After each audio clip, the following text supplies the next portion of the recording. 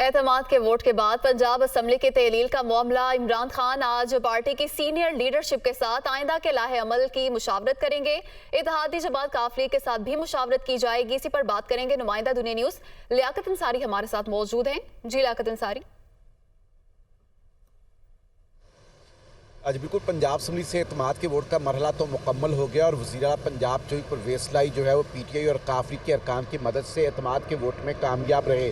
अब इसके बाद का मरहला है कि आखिर पंजाब असम्बली कब तहलील होना है, क्योंकि रात ही फवाद चौधरी ने मीडिया टॉक में इस बात का ऐलान कर दिया था कि अगर कानूनी कोई रुकावट पैदा ना हुई तो आज असम्बली तहलील कर दी जाएगी। लेकिन अब बज़ाहिर ये लगता है कि ऐसा फौरी तौर पर मुमकिन नहीं है। आज इमरान खान जो है वो पार्टी की सीनियर लीडरशिप और पंजाब की लीडरशिप और जो डिविजनल कोऑर्डिनेटर्स हैं उनके साथ आज मुशावरत करेंगे और उसके बाद जो है फिर मुसल्लिक कायद-ए-आज़म की क़यादत जो कि इत्तेहादी पार्टनर है उनके साथ भी मुशावरत की जाएगी और उसकी रोशनी में जो है वो असम्बली की तहलील के लिए जो टाइम फ्रेम है उसका तयन किया जाएगा।